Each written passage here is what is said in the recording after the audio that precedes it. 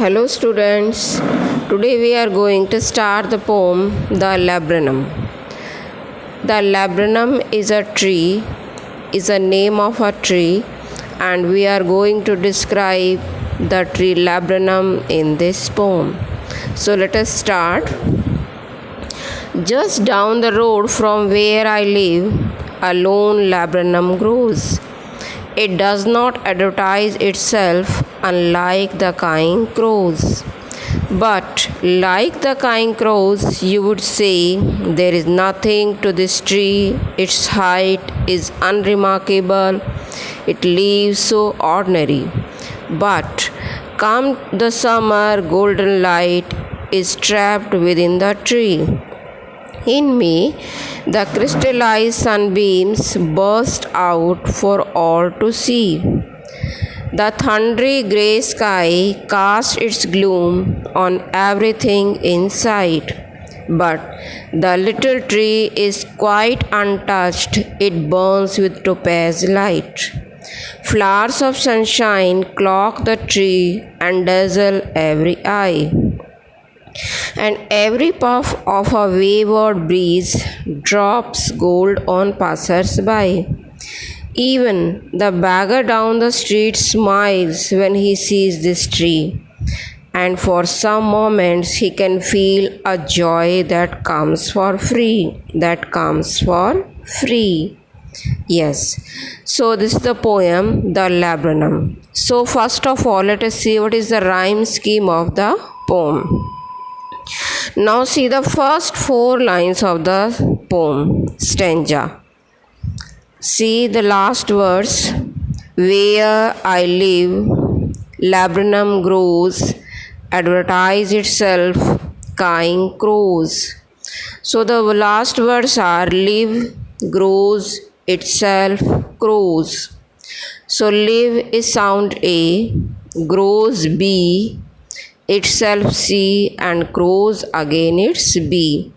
So the rhyme scheme is A, B, C, B. What is the rhyme scheme? A, B, C, B. Now let us read the poem once again. Just down the road from where I live, a lone laburnum grows. It does not advertise itself, unlike the cawing crows. So the poet describe that the tree grows along the road and it's quite alone, no other tree is there, and it does not advertise itself, means it does not make itself noticeable like the cawing crows. And the crows are sitting and they are speaking ka ka ka, they are speaking all the time so that somebody would see them, but the tree does not advertise itself. Now the next stanza. But like the cawing crows, you would say there is nothing to this tree. Its height is unremarkable. Its leaves are so ordinary. So the poet explains that the tree has not something like that so that it can explain itself. It can make noticeable to itself, like the crows, like the cawing crows. Its height is unremarkable, means ordinary height, ordinary leaves, nothing special is there. But come the summer, golden light is trapped within the tree. In May, the crystallized sunbeams burst out for all to see. But as the summer comes, the tree becomes golden. Golden light is trapped within the tree.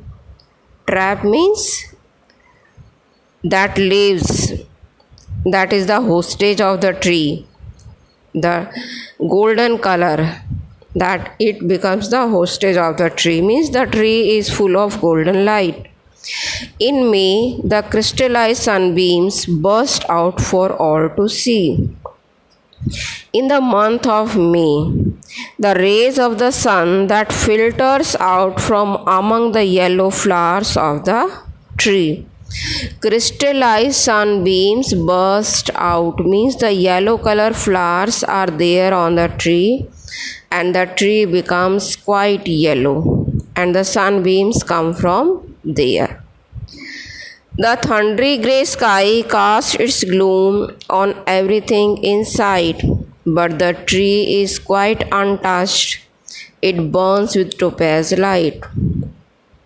When the sky is thundery, it becomes grey and it casts its gloom, its sadness on everything. But the little tree is quite untouched, but it cannot cast its gloominess, its sadness on the little tree, because the tree is shining with a yellow light. The tree is shining like a diamond, topaz, and that is the reason that the tree is not covered by the gloominess of the thundering sky. Flowers of sunshine cloak the tree and dazzle every eye. The yellow color flowers are the cloak or the gown of the tree, and they are shining and they dazzle every eye. All the eyes, the people, those who are watching at the tree, they all are feeling a dazzle, a shine. And every puff of the wayward breeze drops gold on passers by. And whenever the breeze is there, air is there, then the golden color flowers, they drop on the passers by. Even the beggar down the street smiles when he sees this tree, and for some moments he can feel a joy that comes for free. The tree is equal for all. It may be king, it may be beggar. Means the tree is throwing the flowers, the yellow light, yellow color flowers on all the passers by. Even the beggar down the street smiles when he sees this tree.